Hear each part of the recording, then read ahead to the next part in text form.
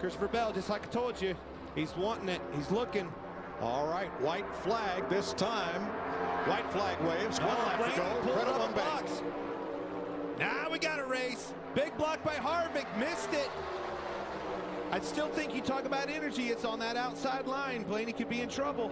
It's definitely lined up that way for sure. Buscher's going to move down and help him. Joey Logano's going to have to widen his car and block both lanes. Bell looking low. Great move by Bell. Another block by Blaney, or excuse me, Logano. Logano right in the middle of the racetrack, trying to cover all the spots. Great move by Christopher Bell. Ahead, he is clear, half ahead. Oh, he went for it. Here comes Bell. He's going to need help on that outside. The energy's on the bottom. Blaney's not leaving that teammate, though. Nope. He's going to get a little help from Buscher. Here they come to the flag for duel number one. Logano. Didn't make that big block. Learned from that lesson, but the energy we were talking about won that race. Got the energy when it needed it off of turn 4. Won the race. Work there. Job, Joe. Zane Smith. Zane Smith has raced his way into the Daytona 500.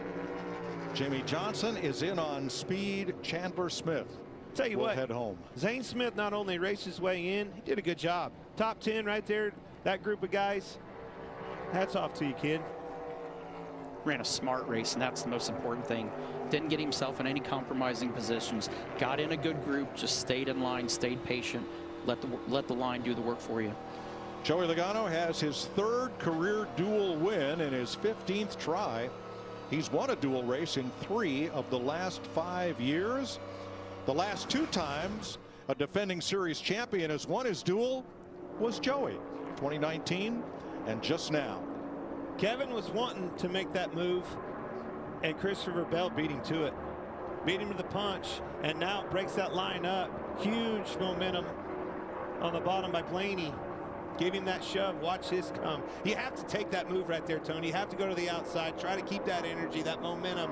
But it was no match for those 2 teammates on the bottom. Absolutely. If Christopher does not pull out to the right to try to make that move, he just stalls out and it's over. His chance to win's over. And you noted Buscher in the 17 until the last moment stayed on the inside with his Ford teammates and declined to go to the outside and help that number 20 Toyota. And that number 20, if he could have kept Bubba Wallace on his tail, his other ally, if you're going to if call it that, I think that would have been a different ball game at the end. But man, you cannot deny this kid. Nope. Always aggressive, always in the right spot, especially. Neither's LaJoy. Corey LaJoy right in the middle there, that number 7. Coming to white now flag. behind Logano. White flag, 1 lap to go, sponsored by Credit One Bank. Pick your block here. It's going up. He blocked him, much like we saw. Outside. You got help coming. Outside, Joey. So put Logano right on the outside where he wanted to be. Bell with a big push. Big push coming bottom. Now LaJoy to help Keselowski on the bottom.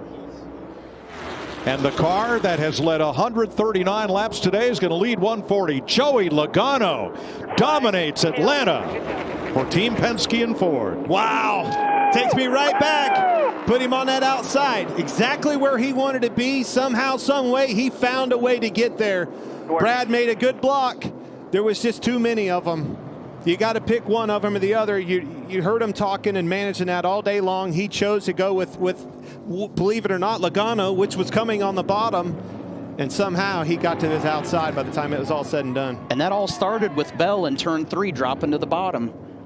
It created all that havoc and started getting that chain unlinked. And unlike every car, guys. Freaking animal of a car. Awesome. Yes! Atlanta! And unlike every other race this weekend, Craftsman Trucks, Xfinity, the 12 Hours of Sebring, the Cup Series had a clean green flag finish. Yeah, it's pretty amazing. You know, as hard as everybody was pushing, just unbelievable. Hey, Corey LaJoy, 4th place. Big run for them. Eric Jones, 8th. But man, the heartbreak goes to Keselowski. So close for that 6th car in RFK, getting that thing in victory lane that he wanted so bad. 1 second advantage over his teammate Ty Majeski. What a dominating performance by Logano tonight. White flag, half a mile to his 2nd career win in the Craftsman Truck Series. Little lap traffic, no problem. It's a Bristol beatdown. Joey Logano dominates and wins it on the dirt at Thunder Valley. Nice job.